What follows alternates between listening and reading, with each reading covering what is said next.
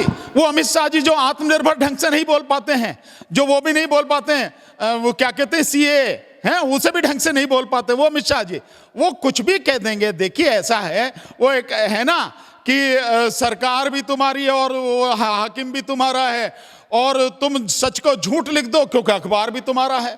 वो एक है ना शेर, वो जो मन में आए कह सकते हैं, जो चाहे दिखा सकते हैं, लेकिन सच्चाई जो है वो दुनिया जानती है, और वो सच्चाई ये है कि भाई प्रधानमंत्री मैट्रिक पास हैं और कुछ नहीं है। तो मैट्रिक पास जो अगर देश चला सके तो 9वीं पास प्रदेश जरूर। समझदार लोग कहते हैं कि दूसरे की तरफ उंगली उठाने से पहले, देखिए मेरी उंगली, कि दूसरे की तरफ उंगली उठाने से पहले अपनी तरफ देख लेना चाहिए कि ये 3 उंगलियां तुम्हारी तरफ उठ रही हैं। तो अपने गिरेबान में झांक के देखो, तुम्हारी अपनी क्या जो एजुकेशन है, तुम्हारी एजुकेशन जो है, तुम उसे, तुम्हारी टांगे कांपती है उसे बताने में।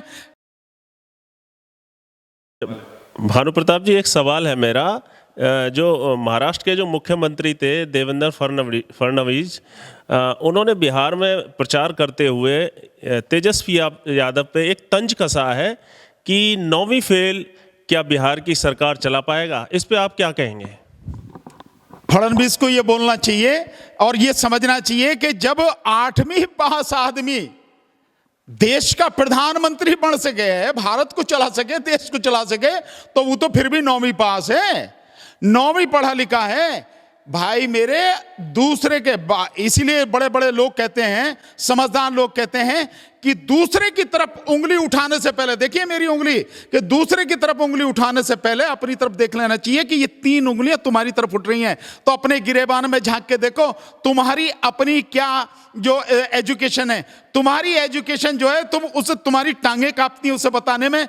जो करण थापर का जो इंटरव्यू था, भूल गए होगे क्या? पूरे देश को, दुनिया को ध्यान है, करण थापर के इंटरव्यू में खुद कहा मैट्रिक पास, खुद कहा प्रधानमंत्री ने। तो जो 8वीं पास आदमी देश चला सके तो 9वीं पास प्रदेश तो चला ही सके।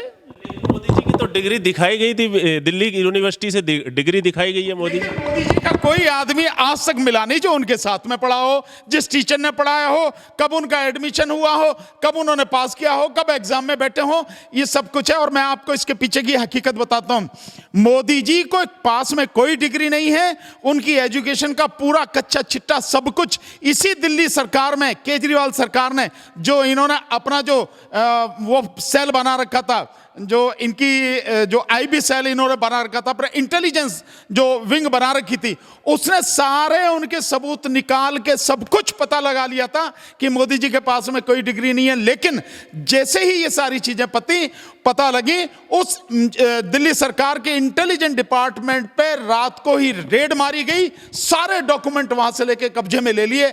ये बहुत सी चीजें हैं, जो लोग उसमें रहे हैं उस इंटेलिजेंस डिपार्टमेंट में, उन लोगों से पूछो, सच्चाई पता लग जाएगी मोदी जी की। तो कह रहे थे एक इंटरव्यू में कि मोदी जी की डिग्री है, दिल्ली यूनिवर्सिटी से पढ़े हुए हैं। अमित शाह जी, वो अमित शाह जी जो आत्मनिर्भर ढंग से नहीं बोल पाते हैं, जो वो भी नहीं बोल पाते हैं, वो क्या कहते हैं सीए हैं, उसे भी ढंग से नहीं बोल पाते, वो अमित शाह जी वो कुछ भी कह देंगे। देखिए ऐसा है, वो एक है ना कि सरकार भी तुम्हारी है और हाकिम भी तुम्हारा है, और तुम सच को झूठ लिख दो क्योंकि अखबार भी तुम्हारा है। वो एक है ना शेर, वो जो मन में आए कह सकते हैं, जो चाहे दिखा सकते हैं, लेकिन सच्चाई जो है वो दुनिया जानती है, और वो सच्चाई ये है कि भाई प्रधानमंत्री मैट्रिक पास हैं और कुछ नहीं है। तो मैट्रिक पास जो अगर देश चला सके तो 9वीं पास प्रदेश जरूर चला सके। जब ये लोग ये कह रहे हैं कि 8वीं पास 9वीं पास सरकार नहीं चला सकता बिहार की, तो ये लोग इतने बीजेपी में पढ़े लिखे लोग हैं, तो देश की अर्थव्यवस्था क्यों खराब हो रही है? वो जानबूझकर, देश की अर्थव्यवस्था जानबूझकर खराब की गई है। देश की जनता को गुलाम बनाने के लिए सबसे पहले उसे आर्थिक रूप से और शैक्षणिक रूप से कमजोर बनाना पड़ता है। लोगों को जानकारी नहीं होगी, शिक्षा नहीं मिलेगी प्रॉपर तो जानकारी नहीं होगी, और लोगों के पास शिक्षा नहीं होगी तो रोजगार नहीं होगा, और रोजगार ऑलरेडी इन्होंने खत्म कर दिए हैं। सरकारी जो नौकरियां हैं वो बिल्कुल खत्म हो चुकी हैं, सब कुछ प्राइवेट हाथों में दे दिया है।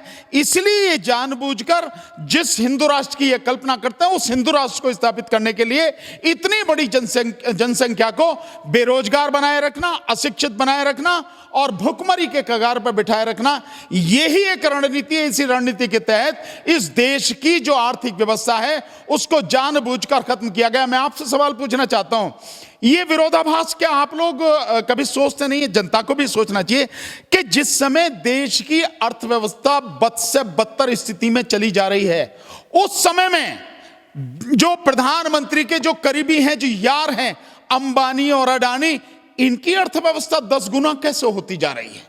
इसका सवाल का तो जवाब देना पड़ेगा। जो शेयर मार्केट है, वो शेयर मार्केट कैसे ऊपर जा रहा है? 40,000 पॉइंट से भी ऊपर चला गया ज्यादा है।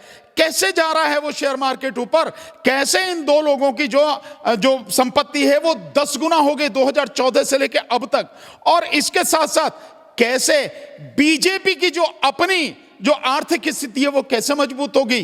कैसे 400 उन्होंने वो बनवा ली अपने ऑफिसेस, और वो भी आज के समय में पूरी तरह से आधुनिक तकनीक से लैस हैं वो जो सारे उनके जो ऑफिसेस हैं। और इसके अलावा 400 ऑफिसेस और बनाने की सारी उनकी तैयारी चल रही, वो सब कुछ हो रहा है। और इसके अलावा जो बीजेपी के अपने बैंक अकाउंट्स में खाते हैं, जो पैसा जो है इस तरह से पीएम केयर फंड के माध्यम से पीएम ने इकट्ठा किया है, और जो इनके खाते में जो इलेक्टोरल बॉन्ड है उसके माध्यम से 6,500 करोड़ के लगभग रुपया आया, वो कहां से कैसे आ रहा है? ये बताइए ना कि कैसे आ रहा है। तो ये सब कुछ जानबूझकर जनता ही भिखारी क्यों बन रही है? जनता ही बेरोजगार क्यों हो रही है? इनके जो यार दोस्त हैं वो कैसे अमीर होते चले जा रहे हैं, और पार्टी खुद कैसे अमीर होती चली जा रही है? इन पे कैसे पैसा है?